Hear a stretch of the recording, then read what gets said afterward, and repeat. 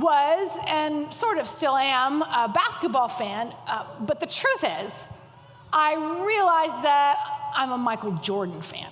And that's when I became a basketball fan. Now, for those of you who don't know who Michael Jordan is, he's who every other basketball player wants to be. And, he has some amazing statistics. He was a 6-time NBA champion. He was MVP lots of times. He was a 14-time NBA All-Star. He had Olympic gold medals. He was so good that his number 23 was retired by the Chicago Bulls, by the University of North Carolina, where he played in college. It was even retired by the Miami Heat, and he never played there. Right? He made basketball so popular around the world. He changed the face of the game.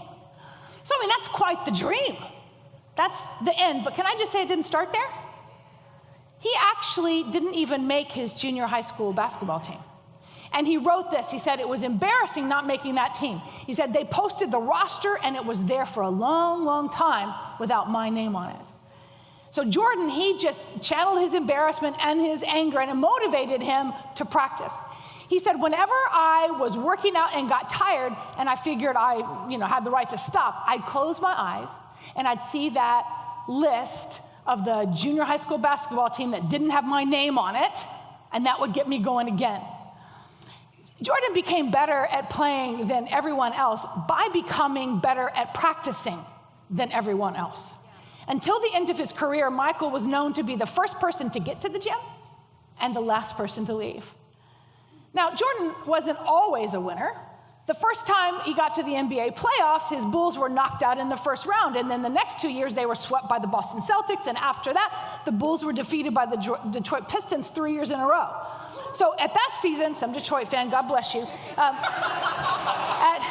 that point, all Jordan knew was failure, but it only made him want to be better.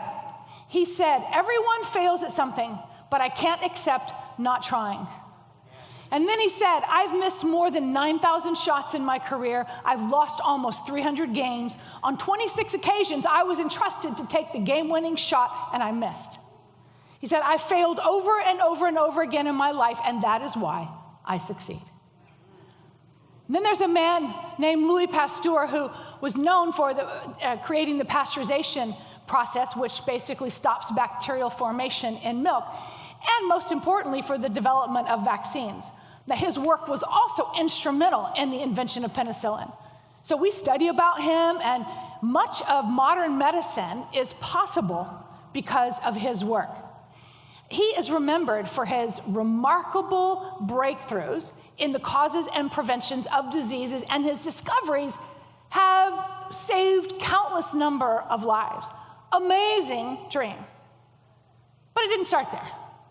He failed his first examination in school and college in 1841, and then he managed to bypass the general science degree in 1842, but with a poor grade in chemistry.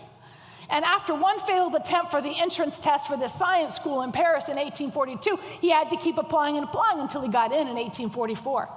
He spent countless hours and sleepless nights in the lab. See, for every success, there were so many failures for him. And he continued to work on vaccines during the month that his 3 daughters died of the very disease he was trying to prevent. He completed the vaccine the week after they died. There is a cost to a dream. And then there's Philip Wagner. Just saying. Today, we pastor a diverse, creative megachurch in Los Angeles. We've been married for 32 years, and we have 2 awesome adult children. Oh, we are living the dream. But can I just say it didn't start here? 33 years ago, Oasis Church started in a home Bible study, and then we moved to an elementary school. And even in that elementary school, we stayed small, and by small, I mean 50 people. For years. We didn't know what we were doing. Our services, honestly, were way too long, and we weren't good leaders. We had a lot to learn. And then we went to a community center, which was next to a park, and doesn't that sound like fun? It is until they boot you out of the community center and you have to hold a service in the park, which, boy, that sounds like that would be fun, until little Billy on his tricycle just runs right through the service. Not fun. And And then when we finally started to grow, we were in a storefront not far from here. And then the owners decided to tear down the building and sell it to a developer. So then we had to move again. And so many people just didn't make that move with us. You know, it was almost 3 miles in LA. That's forever. And so it was like starting over again. And then in the 32 years, we've experienced loss, and both of us have experienced cancer. And then over the years, there have been people that we brought on the team to help us help people, and then they ultimately betrayed us.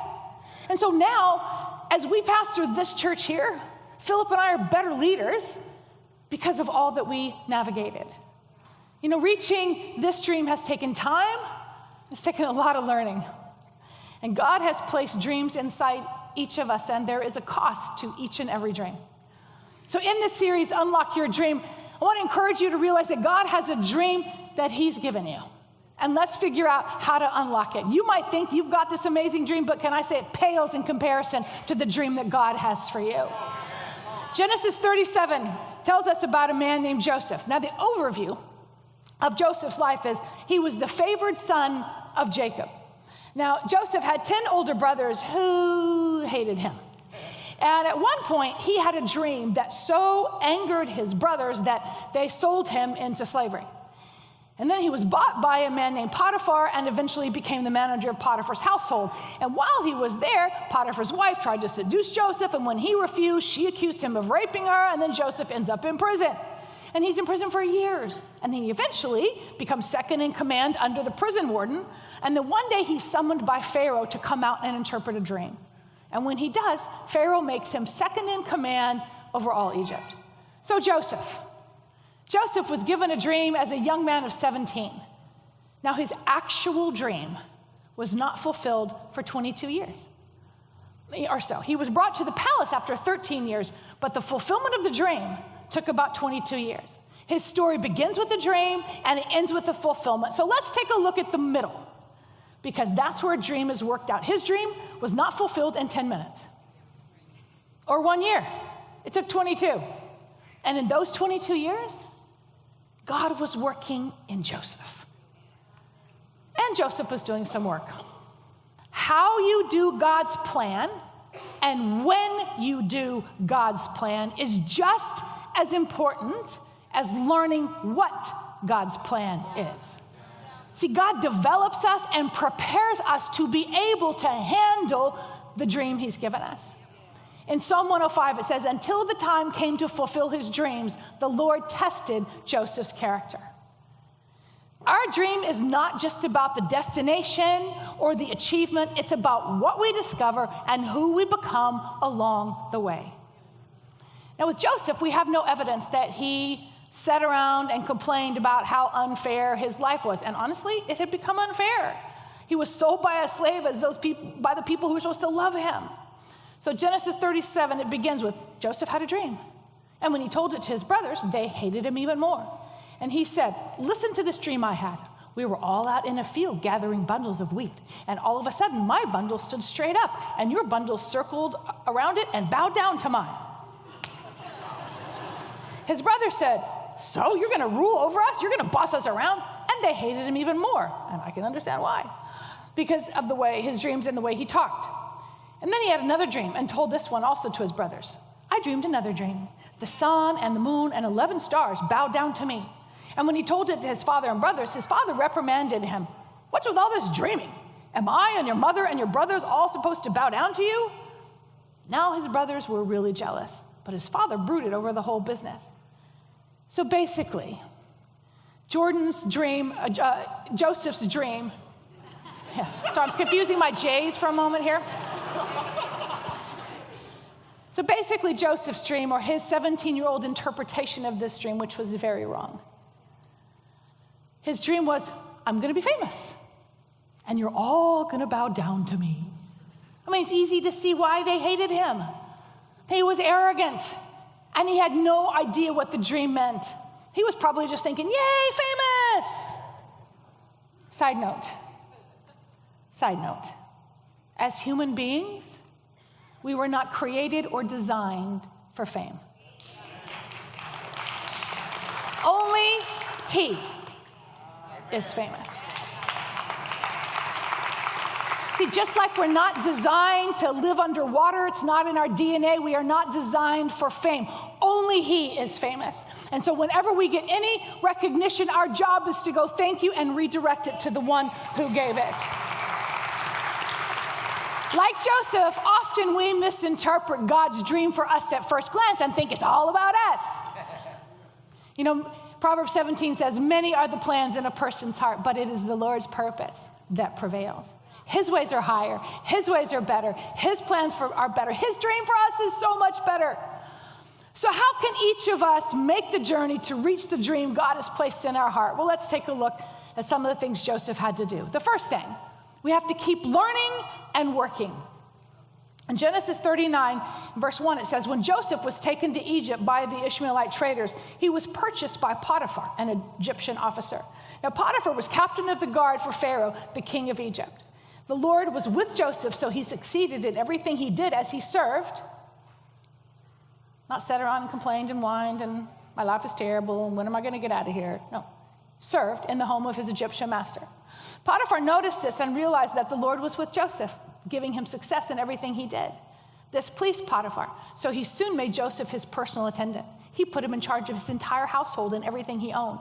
From the day Joseph was put in charge of his master's household and property, the Lord began to bless Potiphar's household for Joseph's sake. All his household affairs ran smoothly, and his crops and livestock flourished. So Potiphar gave Joseph complete administrative responsibility over everything he owned. With Joseph there, he didn't have to worry about a thing, except what kind of food to eat. I love that they put that in there. I actually love that whole thought, that his boss didn't have to worry about anything that was under Joseph's leadership. Could your boss say that about you? Just asking. See, when I read that, it's as if Joseph said, well, here I am. I'm a slave in this man's house. This looks nothing like that dream I had about everybody bowing down to me. But I'm here. So I will do all I can here. He wasn't just waiting around passively for something to happen. He actively did what was in his hand to do. He served. He gave his best in an unfair situation. He wasn't complaining, saying, hey, I shouldn't even be here. My dad was a rich man. I had servants. I shouldn't have to clean up after you. No, he kept his mouth shut. And for years, began to do whatever work he could. He carried out his responsibilities. He wasn't walking around spouting off his dream. I guess he learned a few things about that part. And because of his attitude, he flourished. And he moved from being the lowest slave to actually running the household. Luke 16 says this, whoever can be trusted with very little can also be trusted with much. And whoever is dishonest with very little will be dishonest with much. And Luke 16:12 says this, and if you're not faithful with other people's things, why should you be trusted with things of your own? So do you have a job now? I mean, maybe it's not the one that you ultimately want, or maybe it's not the position you ultimately want, but are you investing 100% where you are now? See, if you're going to reach the dream that God has placed in your heart, it will start small. All God dreams start small, and it will start with being faithful with what is in your hand. Sometimes we let the big dream in our heart distract us from the everyday that's in our hand right now. One of my dearest friends is named Chanel. And about 25 years ago, Chanel came to Oasis Church when she was a student at USC, and she reconnected with God and began her relationship with him. And she loved children, and she really wanted to make a difference in the lives of children. And she served in our children's ministry, and eventually she was leading it actually as a volunteer. Very intelligent woman. And she soon graduated from USC with a degree in engineering. And it took her a few months to find a job, and she prayed, and she got the job that she wanted. And then after she'd been working for a couple of months at this job, which she had been thrilled to get, she came to me complaining about her boss.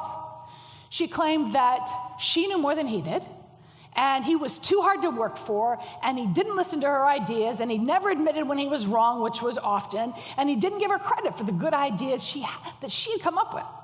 And she just didn't think that she could take it anymore. And I agreed with her that it sounded like a really hard situation, and then I asked if she wanted some help in dealing with it. And so we had this conversation that was something like this. I said, Chanel, do you believe that this is the job that you prayed for? Well, yes. Is there anything that you could learn from this company? Well, yes. So what do you think that your job as an employee of this company is? To do the work that I'm asked to do? Good idea. I said, are you doing that? She said, well, my boss makes it so hard. And I said, yep, I'm sure he does. It sounds like it. But your job as the employee is to learn from him, to be a good representative, to adapt yourself, to be faithful, to do good work. That is if you want a promotion. And she assured me that she did, that she wanted to advance in the company. So she began to make changes. Now, it wasn't an easy task, but she began to actually just put her head down and do the work. She quit complaining about her boss, and she began to do what he asked, the work he asked, without that I know better attitude. And honestly, in many instances, she did know better. In a short span of years, she was promoted to the vice president level of her company, where she was the highest paid woman executive. And at every level along the way, people saw how hard she worked, no matter who her boss was, so they just kept promoting her. She even bypassed her initial boss. And Chanel was promoted time and again over men and women who didn't understand this concept. She wasn't a doormat.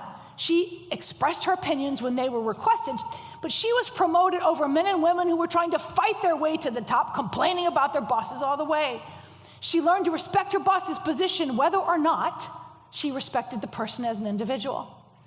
And she continued to find favor in the company with clients here and all over the world. And 2 years later, I believe as a direct result of her understanding this concept as well as her talent, she was offered and accepted a position in the United Nations, in UNICEF in Copenhagen. And when she got there, she actually wasn't given the job that she had been promised. And her immediate boss here was very critical and honestly didn't seem like she wanted Chanel there at all. And it was a really hard year for Chanel. And we had many conversations, and she spent a lot of time crying to me because she was away from home, away from church, away from friends. And she kept thinking, I thought I learned this lesson already. But once again, she put her head down and she did the work she was asked to do. She wasn't jockeying for position or complaining. And within a few years, once again, she's promoted over everyone, and her boss actually was removed.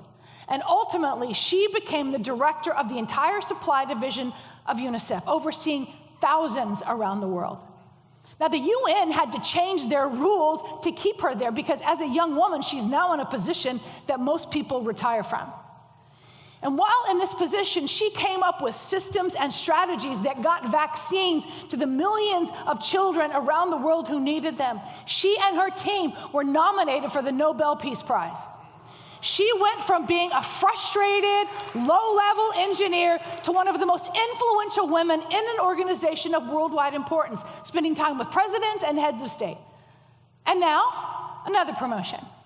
In February, she'll move to New York, taking on the position of Undersecretary General, Deputy Executive Director, basically Queen of UNICEF. That's what I call her. She hates it when I say that.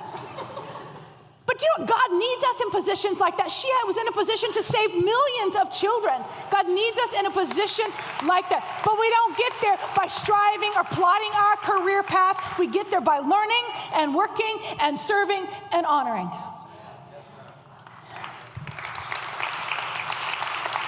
Now, Joseph, while he was at Potiphar's house, he was unjustly accused and put into prison, which I'll come back to. But even while he was in prison, Joseph continued to learn and use his abilities to lead. In Genesis 39, it says, so the warden put Joseph in charge of all those held in prison, and he was made responsible for all that was done there. The warden paid no attention to anything under Joseph's care because the Lord was with Joseph and gave him success in whatever he did. So Joseph could have whined and complained about his unfair jailing, because it was unfair. But once again, he used what was given to him, and he flourished. And honestly, this must have been an even tougher leadership assignment. Because in Potiphar's house, he had been ruling a, fairly small but affluent household. And now a large prison filled with angry people. But do you know what I think? I think it was a promotion. Although it may not have looked like it at the moment. See, God was ultimately going to use all of this. Eventually, Joseph would rule a nation and would need to know how to deal with all sorts of people. He was learning that here. Right? As a young girl, a lot of dreams. And I certainly had a dream of having a great marriage. And you know what? Today I do. But it wasn't just because I sat around right after I said I do. and then kept waiting for it to be great. No, I had to learn some things along the way to have a great marriage. I had to learn things like, men, complicated. Y'all like to pretend you're not, which is why you're complicated. Right? And I've learned how to talk to my husband in a way that he hears. And I've had to learn how to communicate respect because it's crucial to a man. I've learned that there are times when I just need to shh. And that's hard. Now, of course, he's had to learn as well, but the point is, I didn't just sit around in my wedding dress and close my eyes and hoping and praying for a great marriage. No, the dream included some learning along the way. You know, fairy tale romances are fun to watch, it's just not real. I mean, who wants to see Cinderella Part 2? It would just be Prince Charming and Cinderella working it out like the rest of us, right? Maybe you have a dream to be a doctor. It's not going to come to pass watching Grey's Anatomy, wearing scrubs, and waiting. No, take school and learning and time. You know, Michael Jordan spent every day so many hours in the gym, not just looking good in his Air Jordans, but shooting and running and sweating. Louis Pasteur spent weeks and days and months in the lab. Philip spent hours and years learning how to be a better communicator and a leader, and none of them were sitting around on Instagram posting photos of the cool people they were with, right? They were doing the work. So what is the dream in your heart? What is the dream in your heart? If it's a God dream, it will require learning and serving and working. All right, the second thing, patience. Oh, I hate that word. Any friends in here, or is it just me? Now, there are a few definitions to the word wait. And one of the Bible definition is to be in readiness for, expectation. It's in, for example, in Isaiah 40, verse 31, it says, but those who wait for the Lord, who expect, look for, and hope in him. Those are the ones who change and renew their strength and power. They're the ones who lift up their wings, mount up as eagles, running and not being weary. So waiting is a verb. It's not a passive stance. Waiting is a part of the divine design of things. Waiting is not an accident, it is purposed. Waiting is not a static state. It's a time when God is actually working behind the scenes, and the primary focus of his work is us. And the truth is, most of us don't like waiting. When we want something, we want it yesterday, right? Our great-great-great-great-great-great-great-grandparents, when they wanted dinner, they had to catch it or grow it or kill it. And then they had to cook it over an open fire. This took a lot of hours, a lot of waiting, and now we pace in front of the microwave if it's not ready in 35 seconds, right? And the truth is, I don't even like to wait for you to finish your sentences. I just soon finish them for you, right? So every day is filled with those little moments of waiting that test our patience and school us in self-control. But then on another level, we wait. We wait for promotion. We wait for a goal to be realized. We wait for a dream to be fulfilled. We wait for our body to get stronger. We wait for a relationship to be reconciled. God dreams are not ever realized quickly. You know, most of us have probably been to the circus or maybe seen the Cirque du Soleil, and we've seen those trapeze artists. I learned some things about trapeze artists. There's a very special relationship between the flyer, the one that goes whee, and the catcher on the trapeze. And the relationship is governed by important rules, such as the flyer is the one who lets go, and the catcher is the one who catches. And as the flyer swings on that trapeze high above the crowd, the moment comes when he has to let go. And so he flings his body out in midair, and his job is to keep flying and to wait for the strong hands of the catcher to take hold of him at just the right moment. And one of them said, the flyer must never try to catch the catcher. The flyer's job is to wait in absolute trust. The catcher will catch him, but he must wait. Romans 8:24 says, waiting does not diminish us any more than waiting diminishes a pregnant mother. We are enlarged in the waiting. See, while Joseph was working for Potiphar, Potiphar's wife, as I mentioned, tried to seduce him, and Joseph refused. He could have taken advantage of the situation thinking, maybe this will be God's way of advancing me. Because after all, surely God doesn't want me to be a slave, so this must be a way out by having a sexual relationship with a very powerful woman. Surely good things would come. And so many times I think that's what we do. We get tired of waiting, so we compromise what we know to be right and do what we think might speed things up. It is possible to fail in our waiting and get ahead of God, to step out of his will, because you wait and nothing seems to be happening, so you panic and you start to try to work things up on your own. Like in the trapeze artist story, you start trying to catch God instead of waiting for him to catch you. Waiting is an art, and timing is everything. So Joseph, he turns down Potiphar's wife, and she's not happy. She accuses him of rape, and then he ends up in prison. From a slave to prison. This is not looking like his dream is coming to pass. And in times of waiting, it is in times of waiting that many, I think, have failed their faith. Waiting is a form of adversity. It's a test of our faith and endurance. It is in times of waiting that Satan wants us to doubt that God's promises will ever be fulfilled. He gets us to act independently of God and to obtain these things on our own rather than wait for God to give them to us. He seeks to raise doubts in us about the goodness of God. As he's trying to get us to think that God's withholding things from us out of pettiness. Satan tries to promote distrust in God, especially in his word. He prompts us to disobey God and follow our own judgment using questionable means. Just like it did with King Saul. King Saul was the first appointed king of God's people. Now, he's king and warrior, but he wasn't prophet. And before they were going to any battle, the prophet would come offer the sacrifice, and then they could go into battle. But on one particular battle, the enemy is surrounding them, and the troops are starting to get nervous, and Saul is getting anxious because the prophet hasn't come to offer the sacrifice. So then Saul thinks, you know what? I got this. I've seen him do it 1,000 times. I'm going to offer the sacrifice because I don't want everybody leaving, and this is not good. So he takes it on his own to do it. So he offers the sacrifice, and as soon as he did, that's when Samuel comes. And Samuel said, because you disobeyed and you didn't wait, actually you're losing your kingdom. Because God is after a man after his own heart, which would become David.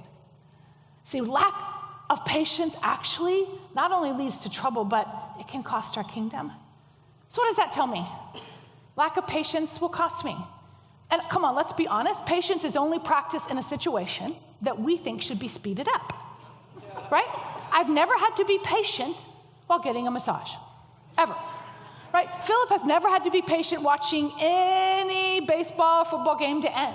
But see, I've seen people in such a hurry to be married that instead of waiting for one that God has, they marry one that'll do.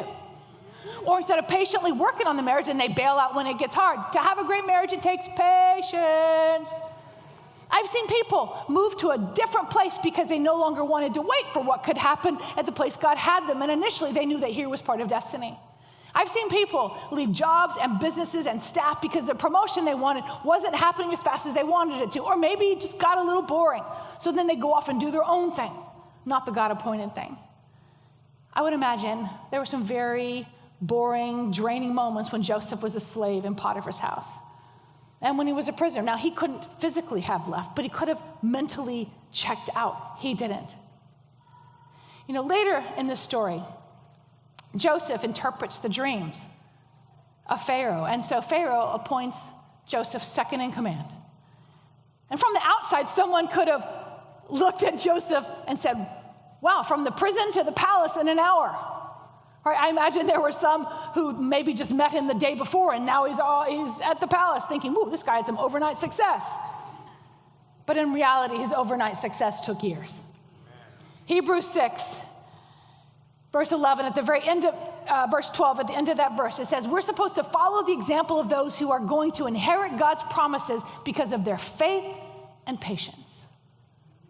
So how do we inherit the dream God has for us, the promises God has for us? Faith and patience.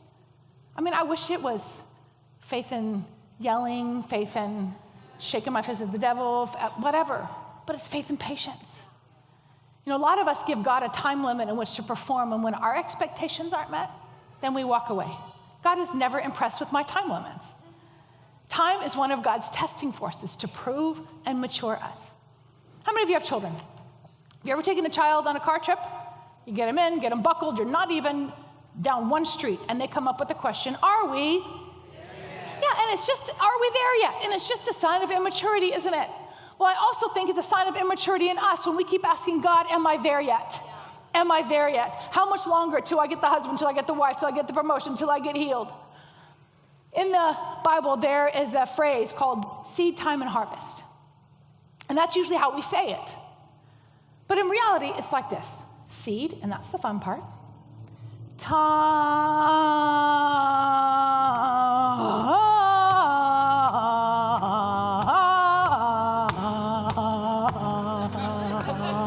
Harvest.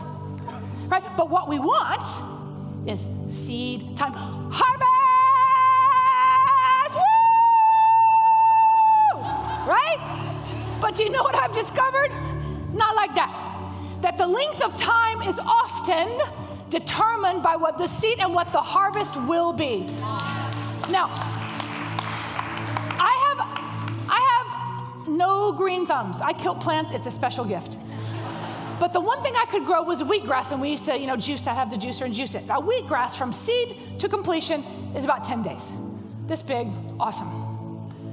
So 10 days produces this much harvest. Amazing. A baby, seed, now that's the fun part. Then 9 months, right? Then the harvest. But it takes 9 months, and if a baby comes early, it could be dangerous. Can I just say it's the same with any seed? Any seed. Patience. Another one of the definitions of patience is to remain under without breaking. It's like resistance training. Now, I have increased what I can lift. Or even the challenges in the early years of our marriage seemed overwhelming in that moment. But we patiently navigated, and honestly, they're small compared to what we handle now. And likewise, the challenges in the first years of pastoring the church seemed huge then. But they were just part of the preparation of what we're doing today. If Oasis Church had started immediately with the thousands of people who are now here, would have been a disaster. We had not grown into that capacity. Patience is what builds our spiritual muscles. The seed of Joseph's dream would ultimately produce a massive harvest. Joseph's dream wasn't about him at all. It was about saving millions and millions of people. Time and patience were needed. The Joseph who had the dream was not the Joseph who saw it fulfilled. The arrogance was gone, and in its place was a man who had done the work necessary. He had learned to manage on a small scale in Potiphar's house and on a larger scale in prison, so that when it came time to manage a nation, he was ready. He was prepared when he stepped into his moment. Patience. All right, my last thought. Determined to see God in the middle of the waiting. Trust him. You and I can wait through a moment just sitting around wishing things would change, or we can be fully present and engaged in this moment looking for what God might be doing. In every situation that Joseph encountered, God was with him. Genesis 39, it says, the Lord was with Joseph and he prospered and he lived in the house of the Egyptian master. And 39:20, it says, but while Joseph was there in prison, the Lord was with him. God is with you in your situation, whatever it might be. The challenge is for us to know it. Genesis 41 sort of ends the story a little bit. Verse 45, it says, then Pharaoh gave Joseph an Egyptian name, Zaphenath-Paneah, which means God speaks and he lives. Now, Pharaoh was not a Hebrew. Didn't know God. But he saw something in Joseph that caused him to give Joseph a name that means God speaks and he lives. Wow. What would your unbelieving boss name you?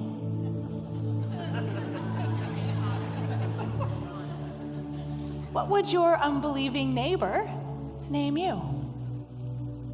Can others see that God is with you in the midst of a season of challenge or stretch? Can others see that God is with you? I think the journey is for us to realize that the dream is not about us. I remember seeing this cartoon, and if I had thought about this earlier, I would have had the image, but of a little girl, and it's an image of a little girl with Jesus, and she's holding this teddy bear, this little teddy bear that she can fit in her hand, and Jesus has his hand out and says, give me that. because behind him, he's got this massive one. He's giving me that, but she's holding on to it.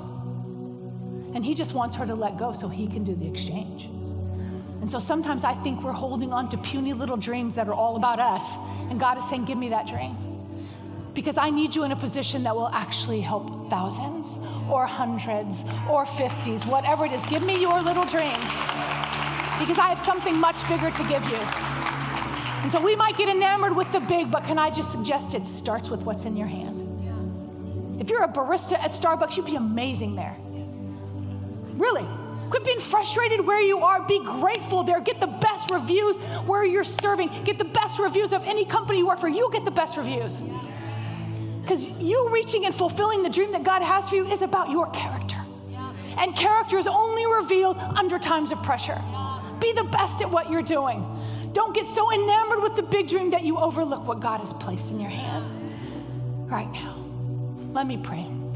Father, I thank you for your word. I thank you for who you are. And I thank you, God, just for the dreams that you have for us. Forgive us, God, where we've gotten distracted perhaps by our own. Help us, God, to make that exchange, to receive the big dream that you have for us. And I thank you, God, that we will be a people who will be committed to learning and working and growing and being patient and looking for you. We will look for you in the middle of the hard seasons.